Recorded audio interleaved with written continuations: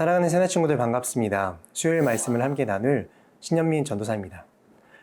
우리가 이렇게 매일 나누고 있는 성경은 하나님의 약속을 기록하고 있습니다. 하나님의 약속이 무엇인가? 바로 메시아입니다. 구약은 오실 메시아에 대한 기록이고 신약은 오신 메시아, 그리고 다시 오실 메시아에 대한 기록입니다. 사도행전에 나오는 복음에 붙들린 많은 사람들이 바로 이 오신 메시아, 그리고 다시 오실 메시아를 전하기 위해 살았습니다. 그 메시아는 곧 우리가 믿음으로 고백하는 예수 그리스도이십니다. 예수님을 믿고 구원을 받은 성도는 이 복음을 전하기 위한 삶, 그리고 예수 그리스도의 부활을 증거하는 삶을 살아가야 합니다. 여러분, 여러분의 삶을 통해 복음이 또 부활의 신앙이 전파되고 있나요? 오늘 살펴볼 주제는 정면 돌파입니다. 함께 본문 말씀 읽어보겠습니다. 오늘의 말씀은 사도행전 26장 1절에서 12절입니다. 그때 아그리빠가 바울에게 말했습니다. 내 자신을 위해 변호할 것을 허락하노라. 그러자 바울은 손을 들어 변호를 시작했습니다. 아그리빠 왕이여, 제가 오늘 당신 앞에 서서 유대 사람들의 모든 모함에 대해 저 자신을 변호하게 된 것을 다행으로 여깁니다. 특히 왕께서는 모든 유대 관습과 문제에 대해 잘 알고 계시니 더욱 그렇습니다.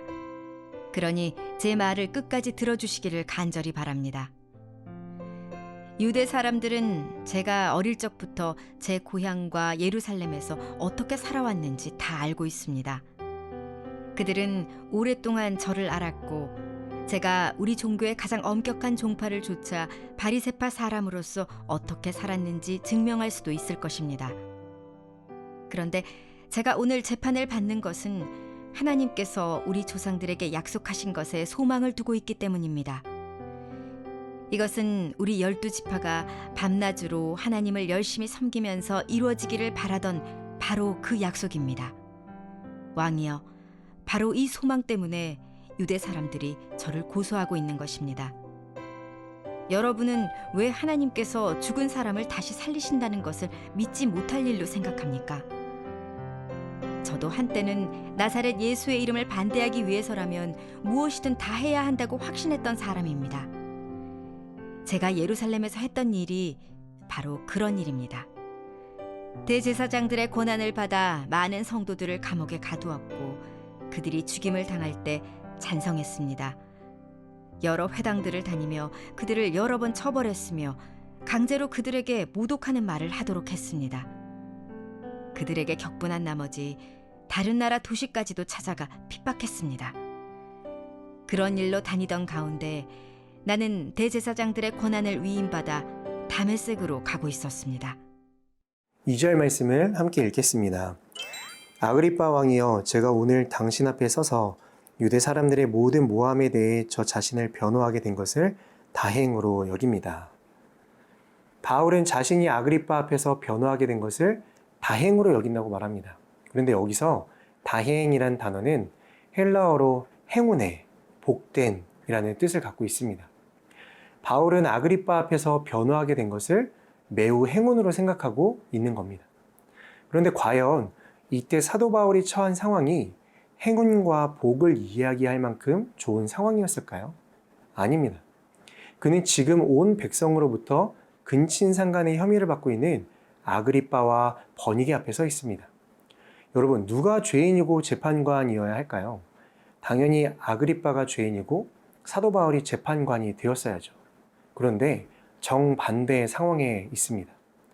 더욱이 아그리빠는 사도 바울에게 변호할 기회를 줄 때 무슨 은혜를 베푸는 것처럼 거만하게 허락을 합니다.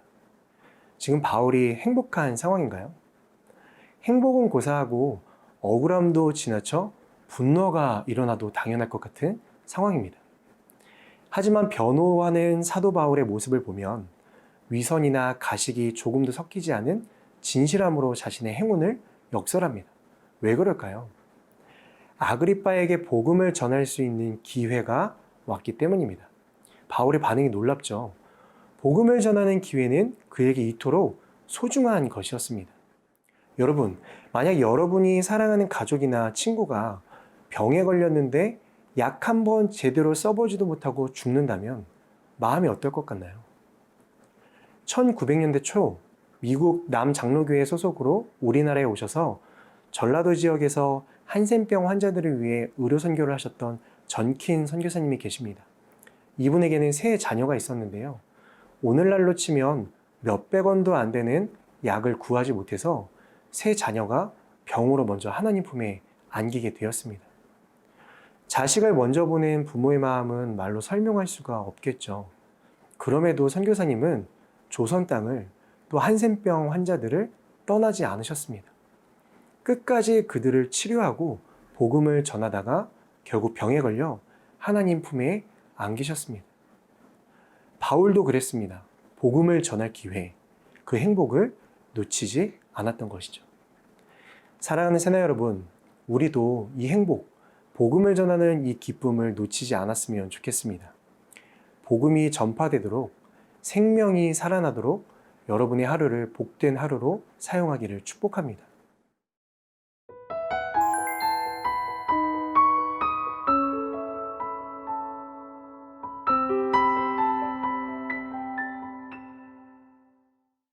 팔절 말씀을 함께 읽겠습니다. 여러분은 왜 하나님께서 죽은 사람을 다시 살리신다는 것을 믿지 못할 일로 생각합니까? 바울은 8절 말씀에서 예수님의 부활에 대한 유대인들의 깊은 불신이 어디로부터 비롯되었는지를 잘 보여줍니다.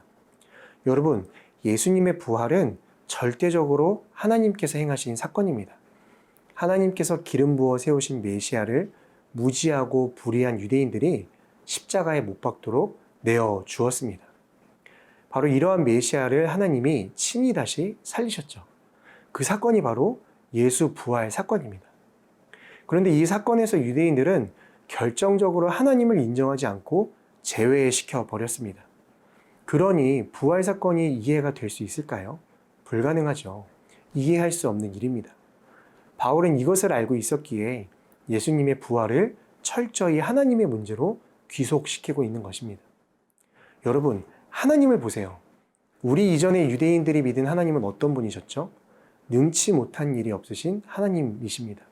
죽이기도 하시고 살리기도 하시며 음부에 내리기도 하시고 올리기도 하시는 하나님입니다. 무에서 유를 창조하시는 하나님이십니다. 말씀 한마디로 만물을 창조하신 하나님이십니다. 따라서 유대인들이 자신들의 신앙 고백을 따른다면 어떻게 해야 했을까요? 당연히 예수님의 부활 사실을 받아들여야 했습니다. 혹여 이방인들은 부정하고 의심할지라도 유대인만큼은 그 사실을 인정했어야 합니다. 그런데 정작 그들은 예수님의 부활을 부정했습니다. 무엇을 말해주고 있는 걸까요? 당시 아그리빠는 스스로를 유대인이자 유대인의 왕으로 자부했습니다. 바울은 이것을 지적하면서 말로는 유대인이라고 하면서 왜 그것을 믿지 못하느냐고 질책하고 있는 것입니다. 그런데 아그리빠의 모습은요, 오늘 우리의 모습과 닮아 있습니다.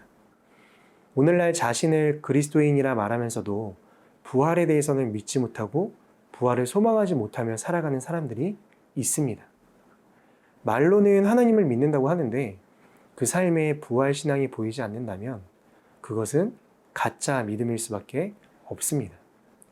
바울은 이렇게 말을 합니다. 그리스도는 약한 가운데 십자가에 못 박히셨으나 하나님의 능력으로 살아나셨기 때문입니다. 우리도 그 안에서 약하나 여러분의 일에 대해 하나님의 능력으로 그분과 함께 살 것입니다. 사랑하는 새나 여러분, 하나님은 못하실 일이 전혀 없는 전능하신 분이심을 믿으시지요? 그렇다면 그 하나님께서 예수님을 죽은 자 가운데서 살리셨음을 믿으십시오. 그리고 그 믿음으로 오늘도 내 삶에 일어나는 모든 일들을 돌파해 나아가는 여러분이 되기를 축복합니다. 살아계신 하나님, 하나님의 능력으로 예수 그리스도를 죽음에서 부활하게 하신 것을 믿습니다. 오늘도 이 믿음을 가지고 승리하며 살아가는 하루 되도록 도와주세요. 예수님의 이름으로 기도드립니다. 아멘.